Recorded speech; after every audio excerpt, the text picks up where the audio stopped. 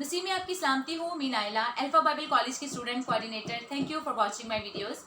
आज मैं आपसे एक बात शेयर करना चाहती हूँ। कुछ दिनों से सोशल मीडिया पर एक वीडियो वायरल हुई है कि अगर कोई मसीही इस्लाम कबूल करेगा तो उसे 2 लाख रुपए, और अगर पूरी फैमिली समेत इस्लाम कबूल करेगा तो उसे 10 लाख रुपए इनाम दिए जाएंगे।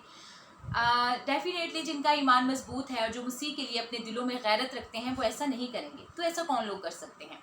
ऐसे वो लोग कर सकते हैं जिनके पास ईमान ही नहीं है, उन्हें अपने ईमान का पता ही नहीं है और वो गुर्बत के मारे हुए हैं। बहुत से लोग ऐसा कहेंगे कि ऐसा तो होना ज़रूर है, बाइबल मुकद्दस में लिखा है लोग तो एक वक्त के खाने के लिए भी अपना ईमान बेचेंगे। ये सारी बातें ठीक हैं, लेकिन इन सारी बातों के बावजूद हम अपनी जिम्मेदारियों से नहीं भाग सकते। हमारी जिम्मेदारी? कैसे जिम्मेदारी? कलाम पाक में लिखा है, जाओ और सब कौमों को शागिर्द बनाओ और उनको कहो कि उन तमाम हुक्मों पर अमल करें जिनका मैंने तुमको हुक्म दिया है। क्या ये हुक्म सिर्फ पास्टर साहिबान के लिए? नहीं, यीशु ने शागिर्दों को हुक्म दिया और हम सब यीशु के शागिर्द हैं। ये हमारा काम बनता है।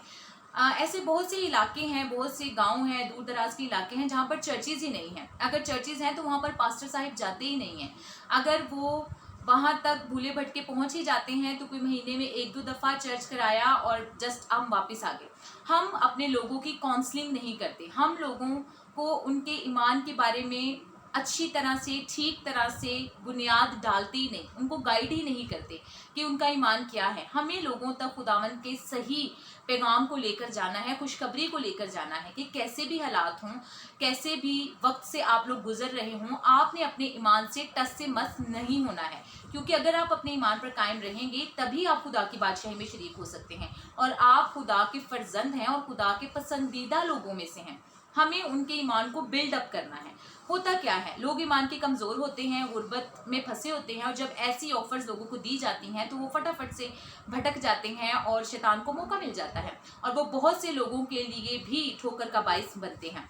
ऐसे बहुत से लोग जो फाइनेंशियली अच्छे हैं, खुदा ने उनको बरकत दी है, ये उनका काम बनता है कि वो ऐसे लोगों को विजिट करें। बहुत से ऐसे लोग हैं जो भट्टा पर गुलाम हैं, जहाँ पर ईंटें बनती हैं, और बहुत से जो चौधरी टाइप लोग हैं उन्होंने उनको गुलाम बनाया हुआ है। उनको वहाँ से हम छुड़वा सकते हैं, उनको इस गुर्बत और इस परेशानी से निकाल सकते हैं। क्योंकि जब वो लोग ऐसी ऑफर्स देखेंगे तो डेफिनेटली वो अपनी परेशानी से निकलने के लिए फ़ौरन से ऐसे काम को कबूल कर लेंगे, क्योंकि उनके पास ईमान नहीं है। जिसके पास ईमान है वो जान देने तक वफादार रहता है, लेकिन ये हमारी जिम्मेदारी में शामिल है कि हम ऐसे लोगों तक पहुँचें और उनके ईमान को मजबूत करें और उनको गुर्बत में से निकालें।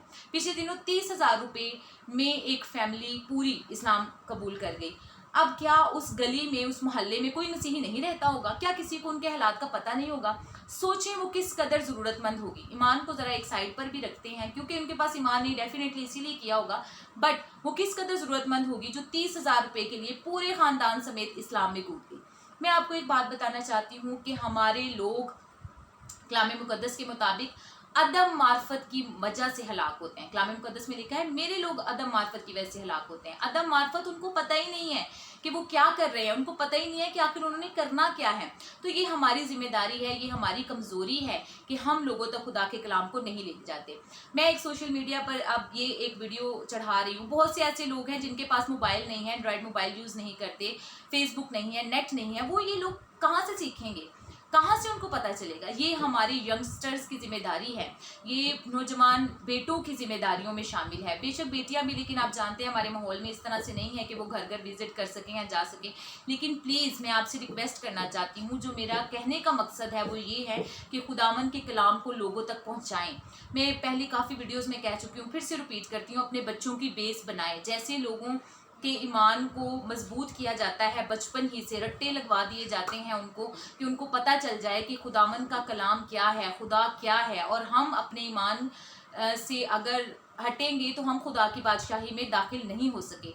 ये हमारी जिम्मेदारियों में शामिल है। मैं आप सबसे रिक्वेस्ट करना चाहती हूँ, प्लीज़ प्लीज़ आगे बढ़ें, अपने लोगों की मदद करें, हेल्प करें और पीछे ना हटें, अपनी जिम्मेदारियों को पूरा करें।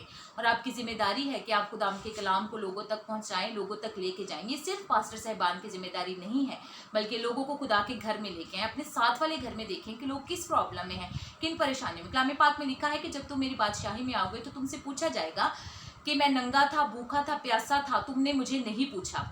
दुआओं रोज़ों का जवाब नहीं देना, हमने जवाब देना है उन तमाम सवालों का कि जब मैं भूखा नंगा था तुमने मुझे क्यों याद नहीं किया। प्लीज़